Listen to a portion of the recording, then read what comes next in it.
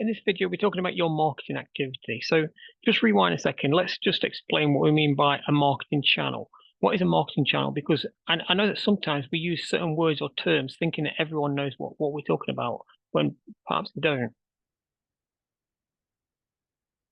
Okay, so some people might call all sorts of things a marketing channel, but I've got an easy definition that you can use, and rather than me telling you every type of marketing channel out there, if you follow this guideline, then you'll be able to judge for yourself what is and what isn't a marketing channel. And it doesn't really matter. There's not a pass or fail exam of whether you can choose what a marketing channel is or not. In the big scheme of things, does it really matter if you give something the wrong name? Not really. So a marketing channel is any activity that puts your business in front of your target audience and hopefully makes them buy whatever it is that you sell. So let's look at some marketing channels as examples. The obvious ones are where you might see an advert somewhere. Let's say a Facebook ad. That would be a marketing channel on its own. Other social media channels like LinkedIn, Twitter, YouTube, Instagram, these are all individual marketing channels. Now, there are also other types of marketing channels. There are things like direct mail, there's guerrilla marketing, there's referrals, there's your website, there's Google search or pay-per-click Google sponsored ads like you get at the top of the internet search. If your business is listed on directory sites like Yale.com or industry associations, these are also marketing channels. And then there's a bit more advanced marketing channels like having partnerships set up with other people or other businesses to bring clients to your business. And the important thing about having marketing channels is you must be able to measure how effective they are at attracting your target customers and then converting them into paying customers. If you can't measure performance, it's hard to call it a marketing channel. For example, if you watch motorsport, you'll have seen the Red Bull race team. Now, if Red Bull was your business, how would you be able to tell if your advertising on Formula One cars was effective or not? I think it would be difficult. If they win a race and there's a sudden spike in sales that week, then maybe you could say it was a sponsorship on those cars that did it. But this is more raising brand awareness, which it's difficult to measure. You might walk up to 1,000 people in the street and ask them if they know about your business. If 50 people say they know about you, then you do some brand awareness work, like sponsoring a local event, and then you go and ask another 1,000 people, and 800 of them say that they know about your business. Then you could say that brand awareness has been effective, but it's not really a marketing channel. So you can use brand awareness if you like, but unless you've got money to throw away on it, it might not result in any customers. A real marketing channel should drive customers to want to buy from you, and you should be able to measure it easily. And you'll continue to measure this in the future because things constantly evolve. Facebook ads might be the best route for you right now, but in 12 months' time, your target audience might have moved from using Facebook and now use some other method. So the first thing we need to do in this video is think about where all our past clients have come from. And if we can go back for as long as possible, that would be really helpful. Did they come through your website? Did they come through a referral? Did they come through a partner? Perhaps they came from a trade association directory or industry body, or another channel. Perhaps you did something to initiate the sale. For example, later in the program, we'll look at how you win contracts with the government, and so these contracts are mostly always won by you initiating the process. It doesn't matter how much advertising you do or where you do it. They have a particular process that has to be followed, and so they don't respond to your advertising because they aren't allowed to. So this might be the case for you. Alternatively, it might be a salesperson that you employ. Maybe you'll label them as a marketing channel as well. So now that we've listed all those marketing channels, we're going to discover which ones are the best performing. How many customers do we get from each channel? So it's just a case of counting the total number of clients in each marketing channel. So you might have 40 clients came through your website versus 10 clients through Facebook ads.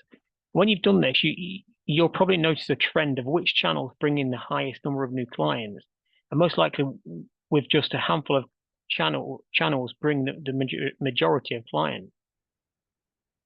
We're now going to look at what we call cost of acquisition. Now, what this means is, what is the cost of acquiring or winning that client. This might be something that's hard to calculate at this stage. It might be something that you need to do from now on. But obviously, if you can do it for past clients, then it'll be much easier to make decisions now about the best way forward with your marketing. Why do we need to know about the cost of winning a client? Well, let me give you an example. Let's say we have 5 different marketing channels. So we've got 5 marketing channels, and we can see the various costs to win a client through each channel. First, we know that the first thing we know is if we choose a certain route, let's say Facebook ads, and let's assume we want to win a new client next month, we know we'll need to spend around £317 on Facebook ads to win that new client. And to win 10 new clients, we need to budget around 3,170. The other thing we look at with this is if we know the average cost of winning a client is £997, and someone comes to us offering to introduce a new client to us, they tell us they'll introduce that new client to us for 900. Well, that's less than our average cost of winning a new client. So it should be worth it to us, assuming the client will spend more than the cost to us of securing them. And then we'll come back to that point later on. So how do you calculate the cost of acquisition? Well, there's a couple of ways. Let's look at the easiest one first. The easiest example, let's imagine you have a partner. Maybe that's an individual that knows a few people, or it might be another company that has an interest in making new client introductions to your business. Let's call this partner David. Let's assume we only pay David when that referral actually starts spending money with us. If we pay him before that happens, then that will come under our next example in a few minutes. So for this example, let's imagine we only pay him when the client spends money with us. Now we might pay David a straight fee for referring new clients. Let's say £5,000. In this case, the cost of acquisition would be £5,000 for that channel. Or we might pay a different amount based on who that client is or what they spend. So perhaps a percentage of the sales value. And that means that the amount would be different with each client. So in this case, we'd take an average of all the fees that we've paid, or alternatively, we could just state it's a percentage of revenue. And that way, if we know we want to add $1 million in revenue, and the percentage is 1% of revenue, then we know that the cost of winning £1 million in new revenue will be £10,000. So this one is easy. It's just averages. But let's look at a more common example of what you'll most likely find in your own business as you use the more conventional marketing channels. So for this example, let's imagine that your marketing channel is Facebook ads. So let's see how you calculate that. So we've put our Facebook ads out there, and from that we generate 1,000 leads or inquiries from potential customers. Not everyone buys, so we only get a 1% conversion rate, meaning 10 sales are made. Now we have a few costs involved in dealing with this marketing channel, and this part is important to think about because it isn't just the cost of placing the advert, and each marketing channel will have other costs associated with it. So some will be much more labor intensive than the others. And in this case, we only got 10 sales out of 1,000 leads. So that could mean having 990 conversations on the phone and all of that cost that goes with that. And by the way, these are all just made up numbers for the sake of showing you this example. I don't know how much a Facebook ads costs or what the conversion rate is. So don't base these numbers on your own choices. So in this case, we had direct advertising cost for the adverts paid to Facebook, and that was £300. Then we had some consultant fees to pay for getting the right message on the advert, and that was £200. And then we had our own labor cost, which was 100 hours, and we've put a labor cost on that of £40 an hour. Now, this has to be an accurate number that's calculated for your own business based on how much it costs to employ a member of staff to do that work, including any overhead such as office space, computer equipment, etc. But in this case, we're just going to use £40 an hour because it's easy to calculate. So the total cost for the Facebook ads campaign was £4,500. So with a total spend of Facebook ads at £4,500, we got 10 sales. So we divide the total spend by the number of sales, £4,500 divided by 10 sales, and that equals a cost of £450 per sale. So you'll have that for every marketing channel using either one of those routes. Now, we're on to the final stage in this section, understanding why it's so important to know these numbers before you start making decisions on your marketing activities. And that's called client lifetime value. In other words, how much is your client worth over their life of working with your business? Why is this so important, and why do you need to know? Well, sometimes it might cost you more to secure a client than you'll ever get back in terms of how much they'll spend with you throughout their life. And we'll see an example of that in this exercise. But the other side of knowing how much a client is worth is because it might cost us more to secure the client than we're going to get paid in the first amount of work. But over the life of that client, we'll make like a lot more money, which will pay for that client. So knowing this means you can plan for it in your cash flow.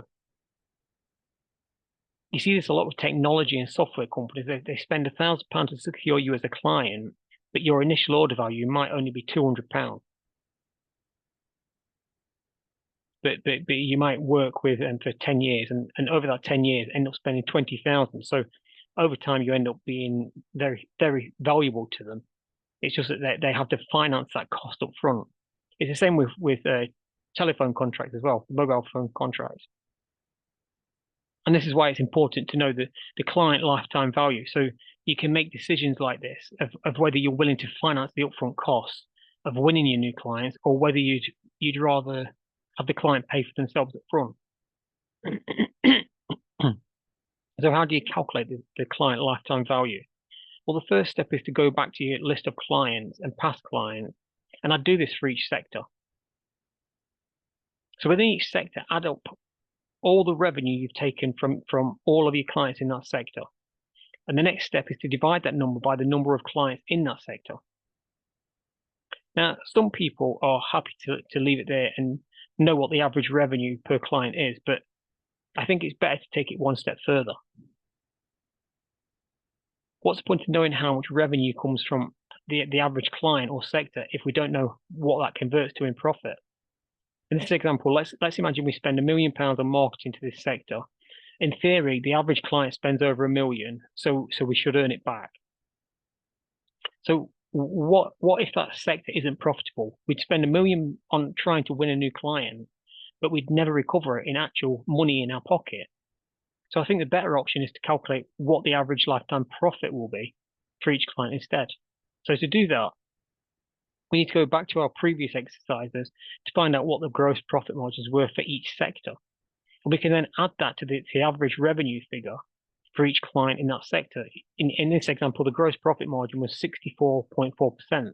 So we calculate what 64.4% of 1.25 million is, and that equals an estimated lifetime value of that client in that sector at 805,000. So now we know that this is the absolute maximum that we can afford to spend, but obviously we'll have the ongoing costs that we need to be taken into consideration, such as when we need to do a quote for the client. So that cost of time needs to be factored in as well. The final thing that's good to know is how long the average client in that sector stays with us. If we know that, then we can use the information to predict roughly how long it will take for the business to see that value trickle through. If the average lifespan of a client is 12 months, then the payback time should be much faster than the average lifespan is 10 years. But also, if the average lifespan is only 12 months, then it means we need to spend money much more often to keep winning new clients.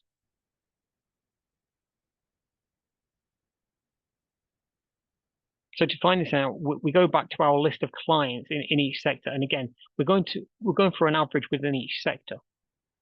And for each client and past client, make a note of how many months those clients have been paying revenue to your business. When did the first order start, and when did you complete the last order? You can do this in years, but it's much more accurate if you can do it in months. And then finally, take an average over all of the clients in that sector. So in this example, we can see that the average client in that sector stays with the business for 22 months. So in theory, we could expect to earn that 805,000 lifetime value spread over those 22 months.